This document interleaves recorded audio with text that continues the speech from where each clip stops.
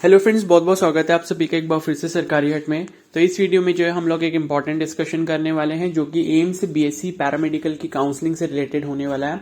तो आप सभी को जैसे कि पता होगा 17 सितंबर से जो है आपकी काउंसलिंग का जो रजिस्ट्रेशन है और जो चॉइस फिलिंग का प्रोसेस है वो स्टार्ट हो चुका है।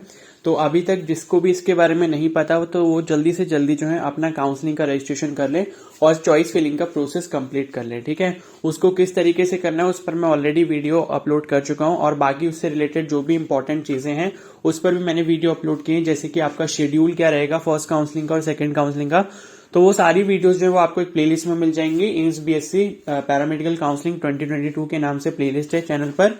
तो आप प्लेलिस्ट वाले सेक्शन में जाकर भी चेक कर सकते हैं, अदरवाइज उसका जो लिंक है वो मैंने कमेंट सेक्शन में भी पिन किया हुआ है, तो वहां से भी आप उन वीडियोस को चेकआउट कर सकते हैं। ठीक है, तो इस वीडियो में जो है हम लोग बेसिकली बात करने वाले हैं जो आपके इंपॉर्टेंट इंस्ट्रक्शंस है काउंसलिंग से रिलेटेड, जो रूल्स एंड रेगुलेशंस हैं जिनके बारे में आपको नॉलेज होनी चाहिए काउंसलिंग में पार्टिसिपेट करने से पहले।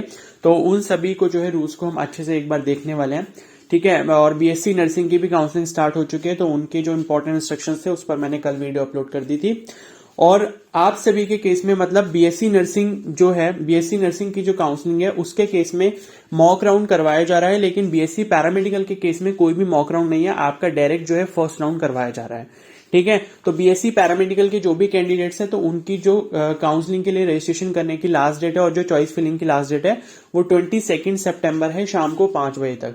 तो आप जितना जल्दी हो सके अपनी चॉइस फिलिंग का जो प्रोसेस है उसको खत्म कर लें। ठीक है, और वो कैसे करना है उसकी वीडियो जो है प्लेलिस्ट में है, प्लेलिस्ट का जो लिंक है वो कमेंट सेक्शन में पिन किया हुआ है। और कोई भी काउंसलिंग से रिलेटेड डाउट होता है तो आप मुझे इंस्टाग्राम पर भी मैसेज कर सकते हो। ठीक है, तो यहां पर जो है ये आप देख सकते हो information brochure for online seat allocation, AIIMS and subject और speciality process for BSc paramedical courses. ठीक है, तो स्टार्टिंग में वही सब लिखा है कि माई पेज पे जाके लॉग इन करना है, फिर वहां से आपको काउंसलिंग के लिए रजिस्ट्रेशन करना है, फिर चॉइस फिलिंग करनी है और इंपॉर्टेंट डेट्स जो है वहां से जाके आप सारी चीजें देख सकते हो। ठीक है, तो 22 सितंबर तक ही आप चॉइसेस को एडिट वगैरह कर सकते हो और फाइनल सबमिट मत करना, उसको सिर्फ सेव करके रख देना अगर फाइनल सबमिट का ऑप्शन आ भी रहा है तो। और क्या होगा कि 22 सितंबर तक आप उसको एडिट वगैरह कर पाओगे और जब उसको आप सेव कर दोगे तो वो ऑटोमेटिकली फाइनल सबमिट हो जाएगा लास्ट डेट क्लोज होने के बाद। ठीक है, उसके बाद यहां देख लेते हैं फोर्थ पॉइंट से ये तो वो ये the seat allocation will be done in order of merit and according two choices. तो ये तो काफी लॉजिकल बात है कि जो भी आपकी मेरिट होगी और जो आपने चॉइसेस फिल करे होंगे उसके अकॉर्डिंग ही आपको सीट दी जाएगी।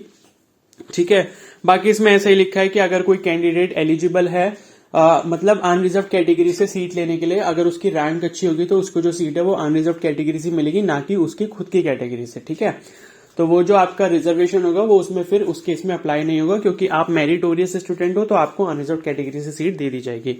तो यही फोर्थ पॉइंट में यहां पर लिखा है। फिफ्थ पॉइंट में लिखा है the seat allocation in the first round will be done as per schedule specified in the important dates link. तो ये मैंने आपको बता दिया, फर्स्ट राउंड की जो काउंसलिंग है वो स्टार्ट हो चुकी है 17 सितंबर से और 22 सितंबर जो है वो आपकी लास्ट डेट है। तो आपके जो भी फ्रेंड्स वगैरह उनको भी वीडियो जरूर शेयर कर देना ताकि वो भी अपनी काउंसलिंग का रजिस्ट्रेशन और चॉइस फिलिंग का जो प्रोसेस है वो जल्दी से जल्दी कंप्लीट कर लें। ठीक है, तो 22 सितंबर के बाद और इसकी डेट कभी भी एक्सटेंड वगैरह नहीं होती है, तो आप ये सोच के चल लेना पहले से ही, तो ऐसे किसी भी डाउट में मत रहना। ठीक है, तो लास्ट डेट से पहले पहले जो अपना काम कंप्लीट कर लेना।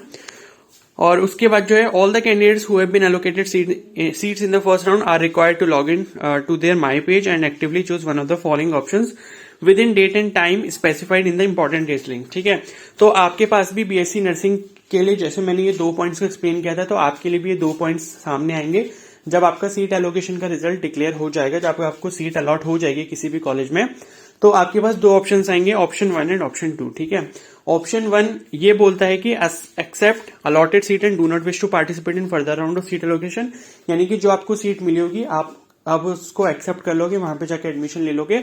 और अगर आप ऑप्शन 1 चूज करते हो तो इसका मतलब है कि आप मना कर रहे हो नेक्स्ट राउंड में पार्टिसिपेट करने से। ऑप्शन 2 जो है वो ये बोलता है कि आपने अलॉटेड सीट को एक्सेप्ट करा, वहां पे जाके आप एडमिशन लोगे और उसके बाद जो है फर्दर राउंड जो सेकंड राउंड होगा या फिर उसके बाद भी कोई राउंड होता है तो उसमें भी आप पार्टिसिपेट करोगे। ठीक है, तो ये चीज है। और उसके बाद यहाँ पर काफी इंपॉर्टेंट चीज है जो मैं आपको बता देता हूँ। If you choose option 2 and participate in next round and you are allocated another seat as per your choice in next round, then you will have to join the allocated seat during next round and vacate the previously allocated seat। ठीक है, तो होता क्या है कि suppose option 2 आपने choose करा, यानी कि आपको जो सीट एलोकेट हुई फर्स्ट राउंड में उस पर जाके आपने एडमिशन करवा लिया।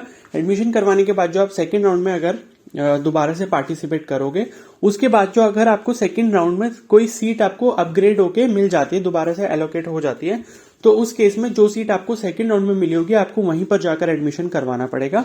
आपकी जो फर्स्ट राउंड में सीट मिली थी वो ऑटोमेटिकली कैंसिल कर दी जाएगी। और अगर आप क्या करते हो कि सेकंड राउंड में जो आपको सीट मिली है, जो कॉलेज मिला है, वहां पे जाके अपना एडमिशन नहीं करवाते, तो आपको 1 लाख रुपीज की पेनाल्टी पे करनी होगी। ठीक है, यही नीचे लिखा हुआ है, the vacated seat shall be automatically allocated to other candidates in order of merit. Failure to join the upgraded seat in next round of seat allocation shall lead to imposition of penalty of rupees 1 lakh if you do not join the upgraded seat। ठीक है, तो इस चीज का अच्छे से ध्यान रखना। इन ऑप्शन 1 और ऑप्शन 2 को आपने अच्छे से चूज करना है जब आपका रिजल्ट आ जाएगा। तो अगर आप अपग्रेड करवाना चाहते होगे सच में और सीट, तो जो है आप सोच लेना कि आपको दोबारा वहीं एडमिशन लेना पड़ेगा। और सेकेंड राउंड में जो है आपको चॉइस को एडिट करने का ऑप्शन नहीं दिया जाएगा, वो सिर्फ आप फर्स्ट राउंड से पहले पहले कर सकते हो। तो सेकंड राउंड की जब काउंसलिंग होगी तो आपको कुछ भी नहीं करना होगा, आप मतलब अपने आप ही पार्टिसिपेट कर लोगे उसमें। चॉइसेस आप एडिट नहीं कर पाओगे, तो जो चॉइसेस आप अभी सेलेक्ट कर रहे हो फर्स्ट राउंड से पहले, वही सेम चॉइसेस आपकी सेकंड राउंड में भी रहने वाली है। ठीक है, तो सोच समझ के इन दोनों ऑप्शंस को चूज करना। उसके बाद है options to refuse the allocated seat is not available. ठीक है, तो अगर आप काउंसलिंग में पार्टिसिपेट कर रहे हो, फर्स्ट राउंड में आपको कोई भी सीट मिल जाती है, तो आप उसको रिफ्यूज नहीं कर सकते कि मैं इसको ज्वाइन नहीं करूंगा, आपको करना ही पड़ेगा, अदरवाइज उसके लिए भी पेनल्टी है। ठीक है, therefore the candidates are requested to fill the choices carefully and responsibly in choice filling stage. Candidate himself or herself shall be responsible of their choices। ठीक है, तो रिफ्यूज आप कर नहीं सकते, रिफ्यूज करोगे तो आपको 1 लाख रुपीज की पेनाल्टी पे करनी होगी। ठीक है, तो जो कॉलेज आप चूज कर रहे हो केयरफुली चूज करना। अगर आपको सच में उसमें जाना है तभी आप उसको चॉइस फिलिंग में डालना, अदरवाइज मत डालना। और क्योंकि अगर आपने उसको डाला, ठीक है, जो आपको कॉलेज नहीं भी चाहिए था उसको डाल दिया, और उसके बाद अगर आप एडमिशन नहीं लेने चाहते हो वहां पे, तो आपको 1 लाख रुपीज की पेनाल्टी पे करनी पड़ेगी। ठीक है, और उसके बाद है failure to log in and selecting an option after seat allocation within date and time specified in the important dates link will lead to forfeiture of the allocated seat and render you ineligible for second round. ठीक है, तो अगर suppose आपको जो seat मिली आपने log in करके उसको check नहीं करा और कोई भी ऑप्शन उसमें से चूज नहीं करा, तो ना तो आप सेकंड राउंड में पार्टिसिपेट कर पाओगे और आपको काउंसलिंग से बाहर कर दिया जाएगा। Okay, all the candidates who are allocated seats are mandatory required to report in person to allocated aims for reporting within the date and times specified in the important dates link. The candidates are required to deposit original certificates or demand draft of rupees 1 lakh as specified in result notification of the allocated seat in first round of online seat allocation at the time of reporting। ठीक है, तो documents की जो list है वो मैंने कल जो वीडियो अपलोड करी थी एम्स बीएससी नर्सिंग वालों के लिए, वही आपके लिए भी सेम है। जो डॉक्यूमेंट्स उनको लेके जाने होंगे एडमिशन के टाइम पे, वही आपको भी लेके जाने होंगे। तो डॉक्यूमेंट्स की लिस्ट अगर आपको देखनी है तो वो वाली वीडियो आप जरूर देख लेना, जो मैंने एम्स बीएससी नर्सिंग मतलब वो दोनों के लिए थी। उसमें मैंने ऊपर जो थंबनेल है उसमें भी लिखा हुआ है AIIMS BSc nursing and paramedical. ठीक है, तो दोनों के लिए डॉक्यूमेंट्स की लिस्ट है। तो यहाँ पर ये जो पॉइंट मेंशन किया गया है वो ये है कि जब आपको काउंसलिंग के बाद सीट अलॉट हो जाएगी, तो सीट अलॉट होने के बाद जो है आपको अपने सारे ओरिजिनल डॉक्यूमेंट्स उस कॉलेज में लेके जाने पड़ेंगे जहां पर आपको सीट मिली है, उस एम्स में लेकर जाने पड़ेंगे ओरिजिनल फॉर्म में। ठीक है, अपना एडमिशन करवाने के लिए।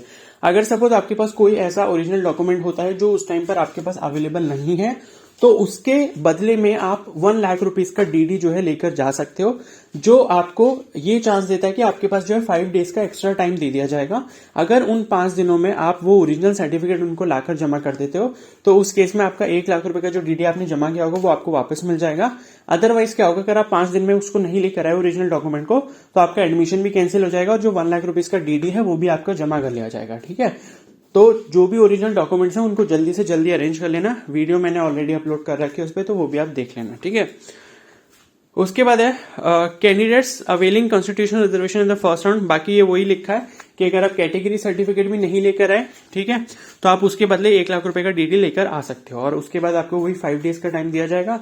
अगर उन 5 डेज में आप ओरिजिनल सर्टिफिकेट नहीं दिखा पाते हो, तो आपका 1 लाख रुपीज का डीडी चला जाएगा आपके पास से। ठीक है, बाकी पीडब्ल्यूबीडी कैंडिडेट्स के लिए भी सेम ही है। ठीक है, और उसके बाद है The second round will be initiated after completion of first round. Exercising of choices will not be open for second round. ये मैं आपको ऑलरेडी बता चुका हूँ.